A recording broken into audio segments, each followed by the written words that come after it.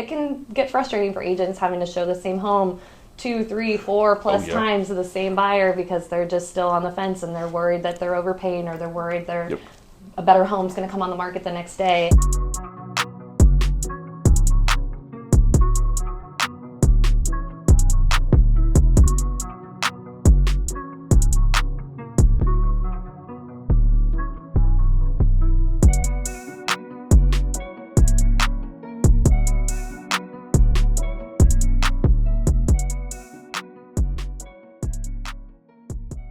Hi everybody, welcome back to another Workout Wednesday. Thank you for joining us for the third week of September. Yes, we have a very special guest today out of our Ponte Vedra office for our managing broker, Erin Spalding. Welcome. Hi, thank you, Noah. It is awesome to have you on. You are our third broker, I think, to come on to the series. We did Josh and Thomas last year to, I think it was an event they were putting on. We were trying to coincide with that, but very nice to have you on. Thank you, Noah. I'm honored to be included. Thank you.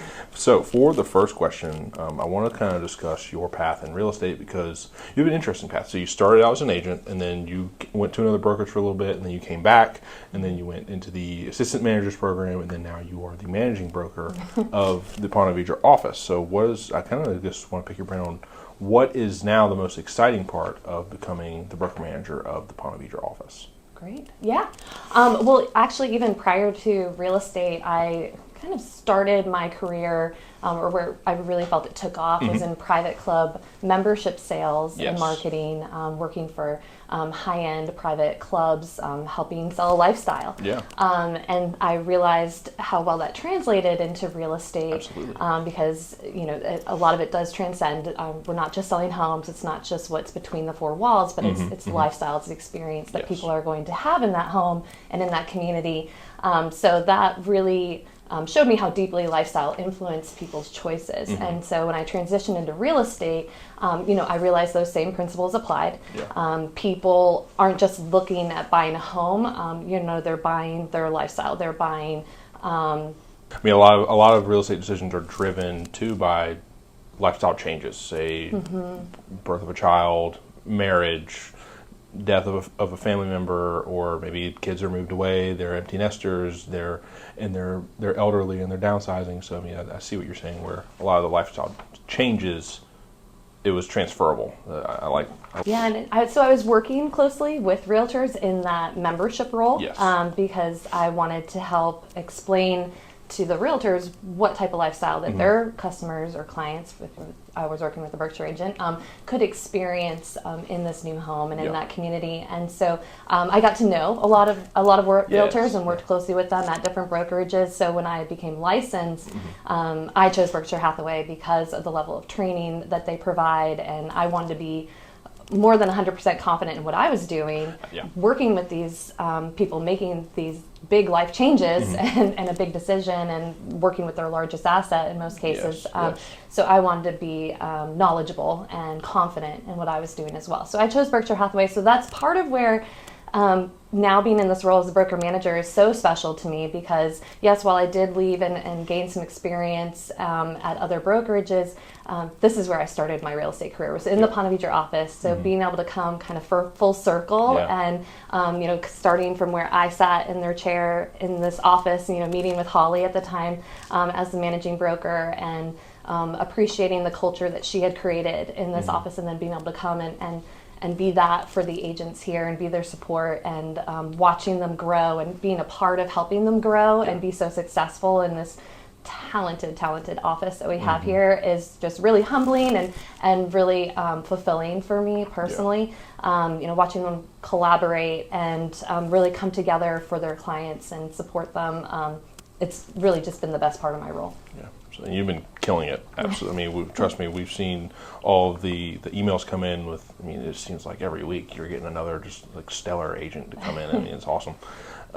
And it's really a special place, and what's great is that the agents all understand that too, and they understand, the culture that we have here, and are proud of it and want to help it grow and maintain it. And so I feel like we're all on the same page and have a clear vision of what we want to be within the company and here in our Ponte Vedra office. Yes. And so they bring me a lot of great potential colleagues as well. Yeah. So I'm very grateful for being in this office and a part of this team. Awesome.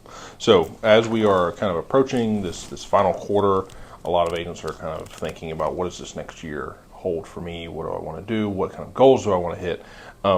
What's been one thing that stood out about the real estate market? It could be as a whole, or in Florida or Jacksonville, that stood out to you this year. I would say the thing that stood out most is resilience in agents and being ready. Because even with shifting interest rates and the market and the days on market extending, buyers and selling in Northeast Florida are still moving because of life events, because of relocation, because of appeal of this area. And so the agents that are resilient and communicating and getting ahead of it, but also staying ready, continuing their education, continuing their communication with their warm leads, with their hot list, staying on top of their business, knowing their business plan and their strategy, and what makes them different and what sets them apart from the competition is really what stands out most of agents still thriving in this market, even with all the changes and the hurdles that have been thrown at us. The resilient ones are really hanging in there and showing us how it's done. Yes, absolutely. And I think real estate is such an easy industry to start like just beating yourself up on over and over and over. I mean, sometimes it's totally not your fault on if a deal falls through or something like that, but I mean, it's very easy to get in your own head. Okay. So I think it's good to see that a lot of our agents have still been pushing through, and some of us are still having an awesome year, even though everything's kind of toned down from the COVID years, where a lot of people are still doing awesome. Yeah, like everyone's heard, it's a skill market. It's taking the agent going the extra mile, but also being the calm, cool, and collected in the situation as well. And it can get frustrating for agents having to show the same home 2, 3, 4 plus times to the same buyer because they're just still on the fence and they're worried that they're overpaying, or they're worried a better home's going to come on the market the next day. So just really standing firm with that, being confident in their training, their education, and their market knowledge, and being an authority in the market is setting our agents apart and help keeping them through and being successful in this market. So you kind of mentioned as days on market are ticking up and the real estate market's getting a little bit harder, a lot of agents are having to refine their marketing strategies or even their pricing strategies. What's been one strategy that you've seen emerge out of this that's maybe gotten an agent to push the listing on a little bit towards closing? Well, one thing that, and this goes with my background a little bit too, is that agents can't just rely on putting a listing on MLS and having it sell anymore. They're having to be more creative with their content, with their social media, and a lot of the homes that are moving because there is more lifestyle-driven content on there. They're creating an experience for the potential buyers where they can feel themselves living in that property already, and can understand, and have a desire to fulfill that lifestyle and want to be in that home. And so the agents that are getting more creative with that and doing more lifestyle-driven content have been seeing some more success, I'd say. Yes. So the fourth quarter, it gets a little tricky because we're starting to get into a lot of our holidays, especially family holidays. What do you think works best for an agent to stay in touch with their clients during these holidays, especially whenever kids are getting out of school, or maybe kids are coming home from college and they're wanting to see them? How are you seeing agents still stay in touch with their clients during this time? Well, as an agent, I still loved selling during the holidays. For your buyer, that the sellers are probably more serious if they're having their house marketed during that time, because the holidays can be inconvenient, to sell your home and to accommodate showings and accommodate it being on the market. But there's less competition for the buyers with that as well, because people don't want to be interrupted with their holidays. So it's important for agents to stay in touch, to keep writing those handwritten notes, to send a holiday card, to let them understand the market and how things shift a little bit during the holidays because of those inconveniences. But again, sellers are more serious. They are more motivated to sell their home if you see it listed over the holidays. And again, the buyers have less competition. So I do think that the holidays are still a great time to get in front of your buyers and sellers and stay connected with them and communicate what's happening in this shift in the market and why it can still be a really good time to buy or sell. Absolutely. So like I said before, this time of year coming up is where a lot of agents start to think towards next year, especially maybe even kind of building up their pipeline for 2026. What has been one tactic that you've seen agents do to kind of help build up that pipeline a little bit where they can see some results in the next year? Simply checking in with people. Yeah. Just staying connected. Not just for a real estate purpose, but truly to build that relationship. You know, you're constantly giving them items of value, but you're being there as a support and again as an authority in the market, so that when they do have that need, you're top of mind and you're who they think about and who they go to, and they're like, oh, you know, Erin will know what's happening with that house, or Erin will know what that house sold for, or what is happening with interest rates. I need to call Erin, you know, because I've stayed top of mind with them, and not necessarily again like pushing real estate on them, but staying connected in other ways, and just genuinely caring about how they're doing.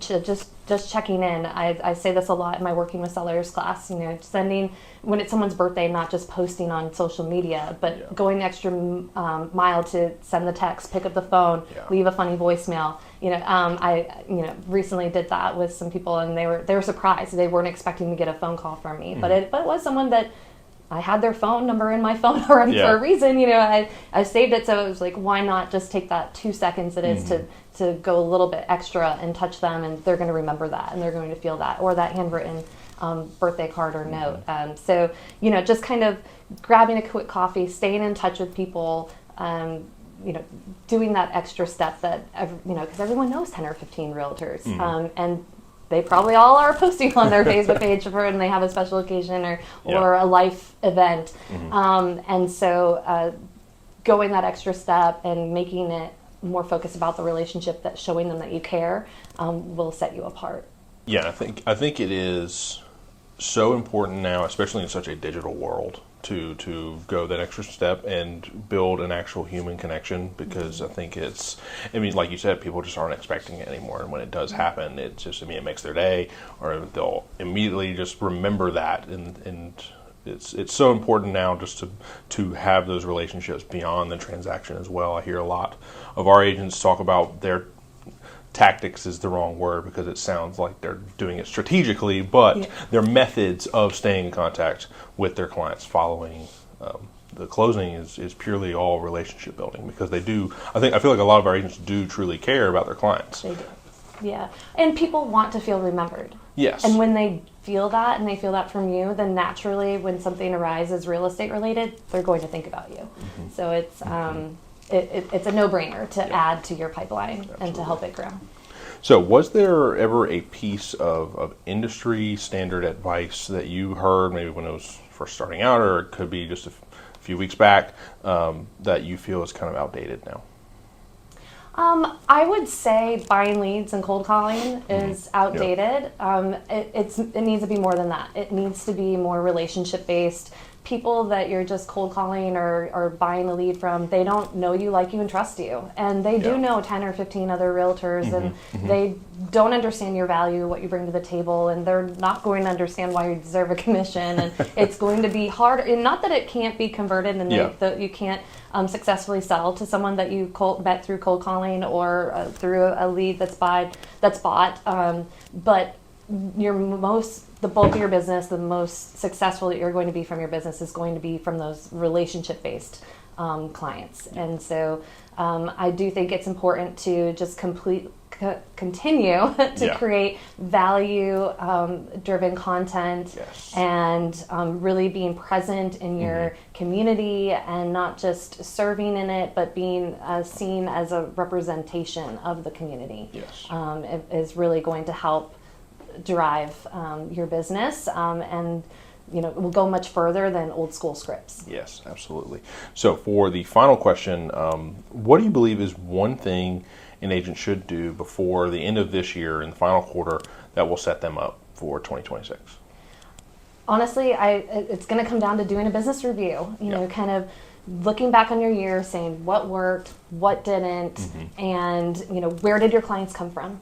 Really identifying that, narrowing down, understanding okay, what is my niche? What am I really good at? leaned in a lot to my previous career in the lifestyle and the community that I knew so well, and that was kind of my niche. I wanted to be kind of the expert in that luxury gated community market that had those lifestyle amenities. And so I leaned into that. So when people thought about these communities, they thought, oh, I should call Erin. She'll know what the dues are. She'll know if there's a waiting list. She'll know, what the rules are for the golf course. But I had to try to decide what was my niche, what was I really confident in and good at, and that I could spiel out in my sleep, without thinking about it. And that just kind of snowballed from there, fueling more referrals. Erin did such a great job taking care of me, not just in the purchase or sale of my home, but in really getting acclimated and I guess just like really engaged in the community outside of the house. Absolutely. Well, that is all of our questions. Thank you so much for coming on. It was a lot of great information. But I will put all of Erin's information, all her social media as well as her website. So if y'all want to come and learn a little bit more about what the Ponte Vedra office can offer you, just reach out to her and we will get you set straight. So until next time, we will see you next week. Take care. Awesome.